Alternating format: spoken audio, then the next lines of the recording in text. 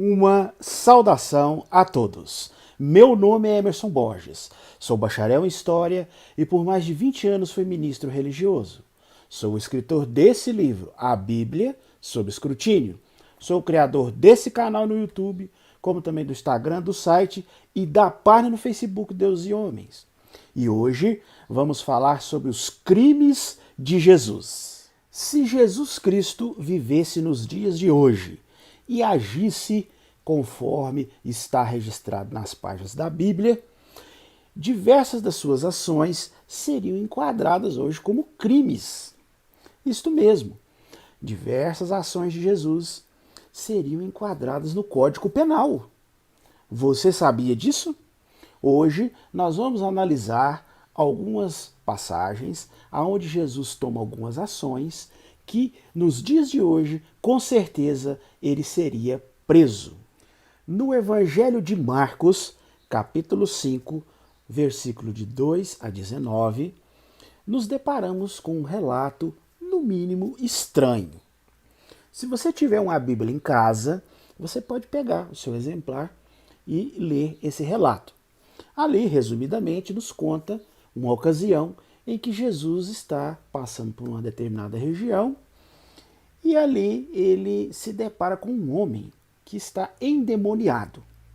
Segundo o relato, ele estava endemoniado não apenas por um demônio, mas por vários demônios, por uma legião de demônios. Esse homem causava muitos problemas ali na região e ele ficava vivendo ali entre os túmulos. E várias vezes as pessoas tentaram amarrar ele, deixar ele preso, mas ele conseguia se desvencilhar, né, das amarras, dos grilhões e ficava causando confusão ali na região. E Jesus se depara com esse homem e esse homem começa a falar palavras para Jesus, né, começa a questionar Jesus e Jesus resolve expulsar esses demônios, essa legião de demônios que estava nesse homem. Jesus então ordena que essa legião de demônios saia desse rapaz, né? Deixa o corpo desse homem. E os demônios ali pedem que Jesus mande eles para uma manada de porcos. Isso mesmo. Se você observar aí no relato, os demônios rogam a Jesus para que envie eles do corpo desse homem para os corpos dos porcos. Olha bem, para que eles pudessem possuir os porcos. Então, Jesus permite e, segundo o relato, essa legião de demônios, eles incorporam nos porcos. E essa manada se precipita por um despenhadeiro e cai, né? Cai lá de uma ribanceira no mar, de um penhasco parece, né? Cai lá no mar e todos os porcos morrem. Eram quase 2.000 porcos, segundo o relato. Como você aí, religioso que está me vendo, como que você encara esse relato? Acha isso um relato normal? Pense bem, né? Um homem que nenhuma cadeia segura, né? Com uma legião de demônios, eles tentavam amarrar ele em grilhões, em correntes, em cadeias, e ele se soltava de todas elas. Um homem que vivia entre túmulos, né? Que estava com uma legião de demônios. E de repente começa a entabular uma conversa com Jesus. E nessa conversa eles pedem que Jesus deixe ou permita que eles incorporem porcos. E esses porcos, os demônios fazem com que essa manada de porcos, que eram quase 2.000 porcos, caiam de um precipício no mar. E ali eles morrem, todos esses animais morrem, né, de maneira cruel. Como que você encara esse relato? Se formos encarar como um relato fictício, uma lenda, um mito, como eu sempre venho falando aqui no meu canal, nos meus vídeos, que a Bíblia contém inúmeros relatos mitológicos, lendários, fictícios, fantasiosos, que foram passados pela transmissão oral e através dos tempos foram colocados por escrito. Se formos analisar dessa forma, ok, a gente vê realmente muitos relatos fantasiosos que causam espanto mesmo, né? São relatos sinistros, espantosos. Agora, se formos encarar esse relato como um relato real, como algo que realmente aconteceu desta forma, não podemos deixar de mencionar que, nessa ocasião, Jesus ele cometeu um crime. Exatamente. Ele cometeu um crime ambiental. Se você observar na lei número 9.605, no artigo 32, ali diz que praticar ato de abuso, maus tratos, ferir ou mutilar animais silvestres, domésticos ou domesticados, nativos ou exóticos, constitui um crime ambiental. E a pena é a detenção de 3 meses a 1 ano, além de multa. Então, nessa ocasião, Jesus, ao permitir que essa legião de demônios incorporasse numa manada de porcos, ele, através dessa atitude, ele desencadeou uma reação que levou, né, à morte cruel e horrível desses animais. E nos dias de hoje, com certeza, ele seria enquadrado nessa lei, receberia a pena e até teria que pagar uma multa, né? Então veja que, se formos analisar os relatos da Bíblia de maneira literal, como relatos que realmente ocorreram exatamente como está relatado na Bíblia, vamos ter que reconhecer que nas leis de hoje, Jesus, nesse relato, cometeu um gravíssimo crime ambiental. Mas não foi só esse crime que ele cometeu, não. Ele cometeu um outro crime ambiental. Se você abrir o exemplar da sua Bíblia, que você tem aí na sua casa, no Evangelho de Marcos, no capítulo 11, você vai se deparar com uma outra passagem também igualmente estranha. Uma passagem muito sinistra. Nesse capítulo 11 do Evangelho de Marcos, você vai encontrar o relato onde Jesus vê uma figueira que tinha folhas e foi ver se ele acharia nessa figueira algum fruto. E chegando lá, ele não achou nenhum figo ali, ele só achou folhas. E Jesus vira para a figueira e lança uma maldição. Isso mesmo, ele amaldiçoa a figueira. Ele diz: nunca mais coma alguém fruto de ti. E passou-se ali algum tempo, eles, ao voltar, né, perto dessa figueira, eles notaram que a figueira realmente tinha secado desde as raízes, né? Estava morta, totalmente ressecada até as raízes. Você aí, religioso, acha que eu estou inventando essa história? Leia na sua própria Bíblia aí, no Evangelho de Marcos, capítulo 11. Você vai ver quando ele chega na figueira e tenta achar algum fruto, no versículo 13, onde ele amaldiçoa a figueira. E no versículo 20, né, passado algum tempo, eles voltam ali e realmente a figueira está totalmente morta, ressecada. Se formos considerar esse relato como um relato real, né, autêntico, e que aconteceu exatamente dessa maneira, Jesus, se fosse julgado pelas leis de hoje, ele seria enquadrado em outro crime ambiental, do artigo 49 da Lei 9.605, onde diz: destruir, danificar, lesar ou maltratar, por qualquer modo ou meio, plantas de ornamentação de logradouros públicos ou em propriedade privada alheia, constitui crime ambiental. Portanto, mais um relato aonde Jesus, se julgado nas nossas leis de hoje, seria condenado, teria que pagar multa e provavelmente seria preso. Mas temos um outro relato interessante aonde Jesus ele também comete um outro crime que está tipificado no nosso Código Penal. Se você abrir a sua Bíblia no Evangelho de Mateus, capítulo 21, você vai ver ali aquela famosa passagem onde Jesus entra no pátio do templo e expulsa ali as pessoas que estavam comprando e vendendo. Inclusive tombou as mesas dos cambistas e as cadeiras dos comerciantes que estavam ali. É um relato muito conhecido, né? Mas se você quiser ler o relato na íntegra na sua Bíblia, está registrado no Evangelho de Mateus, capítulo 21. Nessa ocasião, ao Jesus agir dessa maneira, se encararmos esse relato como um relato autêntico, verídico, e se encararmos que ele realmente agiu dessa maneira que está descrito ali, ele cometeu um crime de dano ao patrimônio de outra pessoa. Causar dano ao patrimônio de outra pessoa, física ou jurídica, é considerado um crime de dano.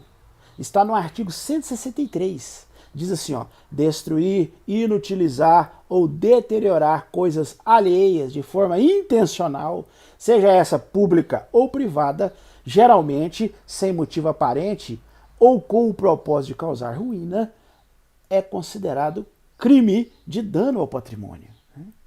E visto que o templo era uma propriedade que estava ali sob os cuidados dos sacerdotes, ele, ao invadir esse local, que era um local público, mas que estava aos cuidados dos sacerdotes, os sacerdotes é que tomavam conta desse local, e ao agir desta forma, destruindo ali as mesas dos cambistas, as cadeiras, causando ruína ali àqueles objetos particulares daquelas pessoas, Jesus está cometendo um crime de dano ao patrimônio de outra pessoa, porque aquelas coisas não eram dele, não pertenciam a ele, e ele jamais, segundo a lei que temos hoje, poderia fazer isso. Se fizesse isso, nos dias de hoje seria enquadrado na lei de crime de dano ao patrimônio. Um outro crime que Jesus comete, que está relatado nas páginas da Bíblia, está tipificado no nosso Código Penal como crime de tortura, que está no artigo 1 da Lei 9.455. Ali no artigo 1 fala que constitui crime de tortura constranger alguém com emprego de violência ou grave ameaça, causando-lhe sofrimento físico ou mental. E é do conhecimento geral das pessoas que Jesus, claramente, em várias ocasiões, ele diz que as pessoas que não seguissem as suas palavras, que não depositassem fé nele, seriam destruídos, seriam torturados, seriam castigados eternamente.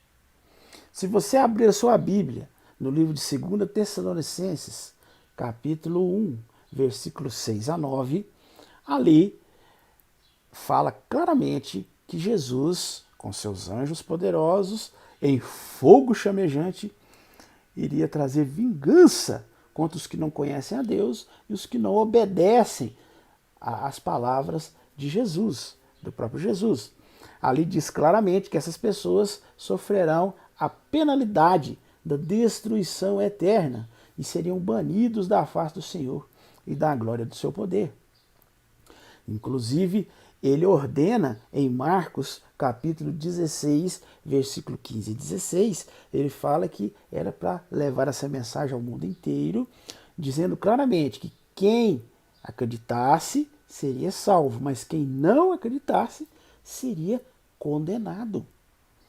Inclusive, Jesus até em várias passagens, ele faz alusões a tormentos eternos. Por exemplo, tem aquela famosa passagem onde Jesus diz que é melhor a pessoa entrar com um só olho no reino do que entrar com os dois olhos no inferno, aonde o fogo não apaga. Porque ele fala, se o teu olho te faz tropeçar, arranca-o fora. Porque é melhor entrar com um só olho no reino do que ir com os dois olhos para o inferno ou para a hiena ardente. aonde o fogo consome.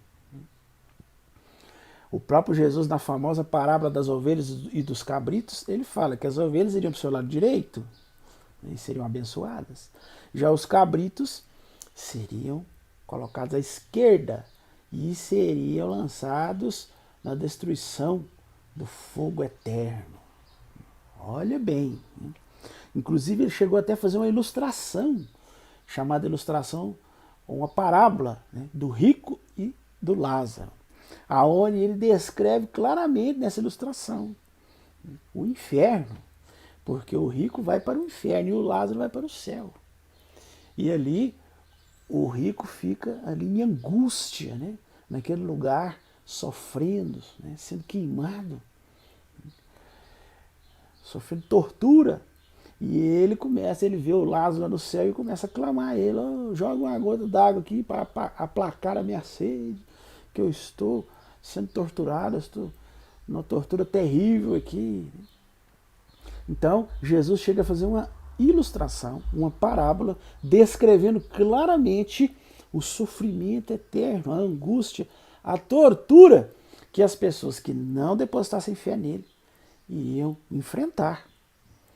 Portanto, diante de todas essas provas que estão claramente registradas na Bíblia, Jesus, ele seria, nas leis de hoje, enquadrado no crime de tortura, aonde ele claramente constrangeu as pessoas, usando emprego de violência e grave ameaça, né, ameaçando causar sofrimento físico e mental às pessoas que não acreditassem nele, que não depositassem fé nas palavras do próprio Jesus. Um outro crime que Jesus claramente comete nos relatos da Bíblia, se formos analisar esses relatos como relatos reais, é o crime de defender a escravidão. Isso mesmo. Você pode observar nos evangelhos que Jesus constantemente usa ilustrações, parábolas envolvendo escravos, né? Falando sobre escravidão, falando sobre a relação do Senhor com o seu escravo, e em nenhum momento ele fala contra essa prática abominável, né? Em nenhum momento ele fala uma vírgula sequer contra essa prática que hoje é tipificada nas leis como crime, né? O crime de incentivo ou da prática à escravidão. Segundo o artigo 149, lá diz que reduzir alguém à condição análoga de escravo, quer submetendo a trabalhos forçados, quer restringindo por qualquer meio sua locomoção em razão de dívida contraída com o empregador, é considerado crime, crime de serviço escravo. E a pessoa que faz isso, ela é enquadrada nesse crime. E Jesus, na sua época, né, fala constantemente sobre esses relacionamentos de senhores com escravos. Em nenhum momento ele diz que isso é uma prática repugnante, que isso é um absurdo, que as pessoas não deviam fazer isso, né? Então, se Jesus realmente fosse como os religiosos encaram o Filho de Deus, uma pessoa evoluída, que veio aqui para mostrar às pessoas, né, pensamentos mais nobres, mais avançados, com certeza ele falaria muito, ele criticaria, né, esse sistema escravocrata que existia nessa época, e com certeza ele faria duras críticas à escravidão. Mas não é isso que vemos, né? Ele considera como algo normal, né? E nas suas parábolas, nas suas ilustrações, ele até, em algumas delas, dá razão aos senhores que escravizam outras pessoas, como por exemplo em Lucas capítulo 12, versículo 47, onde Jesus, em uma de suas ilustrações, diz que o escravo, sabendo da vontade do Senhor e não se esforça, ele deve receber muitos açoites, né? Vai ser executado dele muitos açoites, porque o escravo não se esforçou para executar a tarefa que o seu senhor mandou corretamente. Então, ele vai ser submetido a muitos açoites, né? Então, veja que Jesus considera isso como algo normal, corriqueiro, né? Se o escravo não fizer exatamente o que o Senhor mandou, né, ele vai receber um castigo, né? Vai receber muitos açoites. Né? E veja que ele não fala uma vírgula contra isso, contra essas práticas desumanas, repulsivas, repugnantes. Bom, estes são alguns exemplos de atitudes e ações de Jesus que, se fossem julgadas pelas leis de hoje, seriam claramente tipificadas como crimes. E se você gostou do vídeo de hoje, não esqueça de dar o joinha aí para nós. Estoura esse like aí para nós, isso é muito importante. Além disso, se inscreva em nosso canal. Eu já observei que mais da metade das pessoas que assistem os vídeos do nosso canal não são inscritos. Então se inscreva. Tá vendo esse quadradinho aqui, ó, que tem aqui no cantinho aqui do lado? Clica nele. Se inscreva em nosso canal. E não apenas se inscreva, mas acione o sininho de notificações. Toda semana a gente faz um vídeo novo. E você acionando o sininho, assim que a gente subir o vídeo, você será notificado. Além disso, diga aí o que você achou do vídeo, comente, compartilhe com seus contatos. Se você desejar adquirir o meu livro, eu vou deixar, como sempre, aqui na descrição do vídeo os links aonde você pode adquirir meu livro. Meu livro é vendido nos principais sites de venda online do Brasil, como a Livraria Cultura, Saraiva, Amazon, Submarino e até mesmo no meu próprio site. Você pode acessar meu próprio site, que é www.deusehomes.com.br, e adquirir o meu livro diretamente do meu site. E se você desejar assistir outros vídeos do nosso canal, eu vou deixar, como sempre, aqui na descrição os links dos mais de 60 vídeos que nós já fizemos em nosso canal. No mais, eu desejo uma excelente semana a todos e até nosso próximo vídeo.